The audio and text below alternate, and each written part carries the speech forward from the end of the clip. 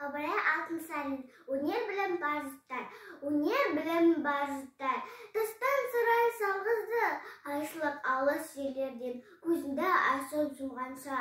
Жылдам хабар алғызды, аты жоқ Қорарбаны, мың шақырым жерлерге, көз жарымда бағызды.